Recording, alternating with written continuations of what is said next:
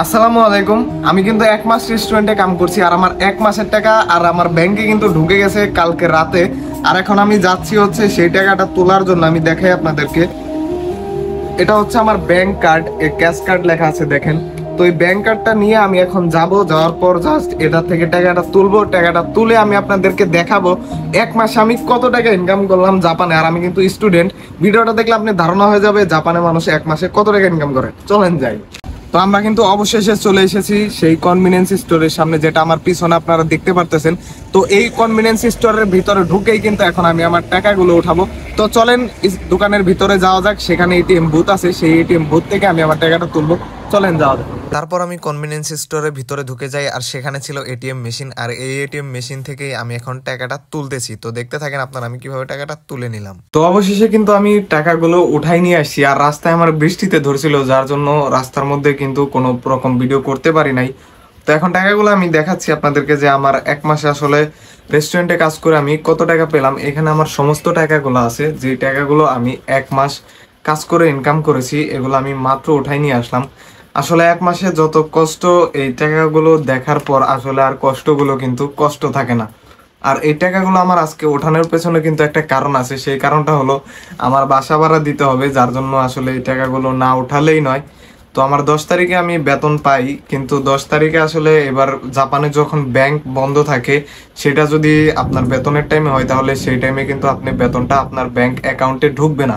যেহেতু ব্যাংক বন্ধ থাকে, ব্যাংক যখন খোলা থাকে ওই সময়ে বেতনটা ঢুকে, যার জন্য আমার 2 দিন লেট। 10 তারিখে পাইতাম, সেই টাকা পাইলাম আমি হচ্ছে 12 তারিখে গিয়ে।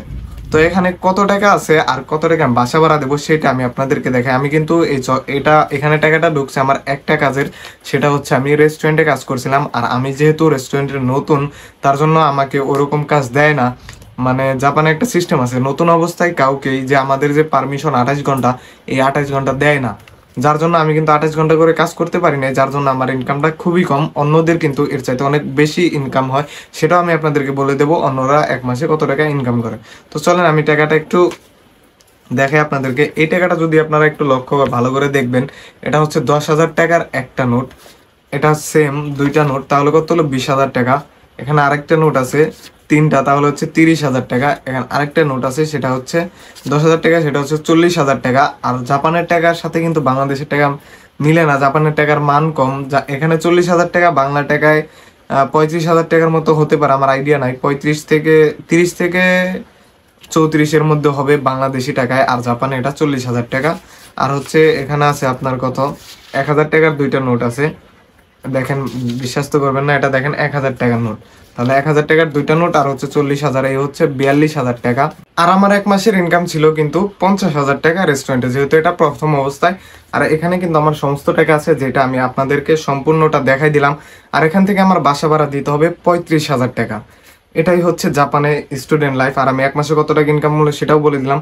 আর অন্যরা কিন্তু এক মাসে প্রায় আপনার 1,20,000 থেকে 30,000 টাকার মতো ইনকাম করে। তো এটা স্থান ভেদে ভিন্ন রকম হয়ে থাকে, বা জায়গা ভেদে ভিন্ন রকম হয়ে থাকে, বা সবার ক্ষেত্রে একটু আলাদা। এটা আমি ধরলাম হচ্ছে আপনার অ্যাভারেজ, ঠিক আছে? এরকম করে ইনকাম করে। দেখেন এখানে আমার বাসা ভাড়াটাই কিন্তু 35,000 টাকা। এটাই স্টুডেন্টদের জীবন, জাপানি স্টুডেন্ট লাইফ। তো আমি কিন্তু আপনাদেরকে সম্পূর্ণটা ডিটেলসে বলে দিলাম। আশা করি আপনারা বুঝতে পেরেছেন আমার এক মাসের ইনকাম কত, এক মাসে আমি কত টাকা ইনকাম করেছি। ভালো থাকবেন, সুস্থ থাকবেন। আসসালামু আলাইকুম।